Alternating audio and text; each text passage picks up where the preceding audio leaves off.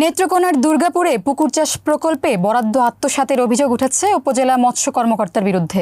৩০,০০০ টাকা বরাদ্দের বিপরীতে চাষিরা পেয়েছেন মাত্র ৮,০০০ টাকার উপকরণ। অনিয়মের প্রতিবাদ করায় এক চাষিকে হুমকির অভিযোগও উঠেছে। তবে অভিযুক্ত উপজেলা মৎস্য কর্মকর্তা বিষয়টি এড়িয়ে গেছেন। সৈকত সরকারের পাঠানো তথ্যচিত্রে ডেস্ক রিপোর্ট।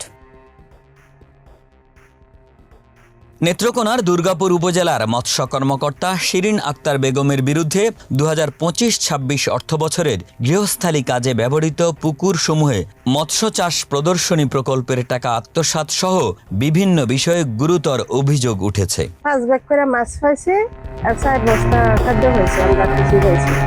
এই ব্যাগের মধ্যে মনে হয় 500-600 মাছ ওটু পারে কিনা অসম্ভব। 5 ব্যাগ মাছ দিতে তার আমরা পুকুর অত বড় পুকুর 5 ব্যাগ মাছ তখন পাইছি। আমি মৎস্য অফিস থেকে 5 প্যাকেট মাছ পেয়েছি, 4 বস্তা খাদ্য পেয়েছি, লেবুর চারা পেয়েছি 4টা, পেয়ারার চারা পেয়েছি 4টা, আর পেঁপের চারা পেয়েছি 4টা।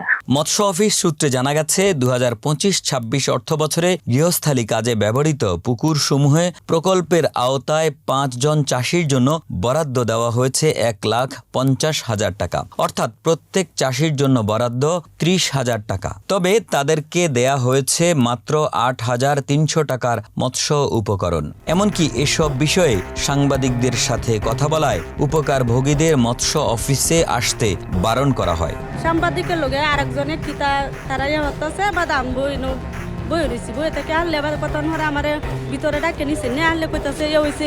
আপনি কি কইছেন সাংবাদিকের লগে? আপনি আর কোনোদিন অফিসে আসবেন না, আপনারা যেন আমার অফিসে কোনোদিন দেখি না।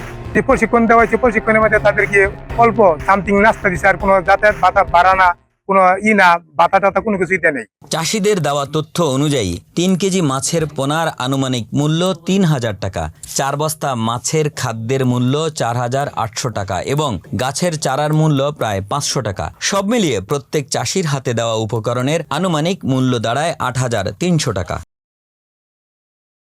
এছাড়াও গত 16 আগস্ট মৎস্যপক্ষ অনুষ্ঠানে আমন্ত্রিত চাষিদের জন্য নাস্তা যাতায়াত খরচ বরাদ্দ ছিল 70,000 টাকা। সেখানে চাষিদের দেওয়া হয় নামমাত্র নাস্তা। এ বিষয়ে সাংবাদিক প্রশ্ন করতে গেলে উপজেলা মৎস্য কর্মকর্তা ক্যামেরার সামনে কথা বলতে রাজি হননি। আপনার প্রকল্পে 5 জন প্রদর্শনী 30,000 টাকা করে আপনি জিনিস দিবেন, মাছ এবং খাবারের সাথে যা আছে, কিন্তু এখানে তো আর আনুষঙ্গিক কই খরচ করবেন, কিসের অডিট হবে, এটা আপনার অফিস বুঝবে। হ্যাঁ, এখান থেকে অডিট করাবে।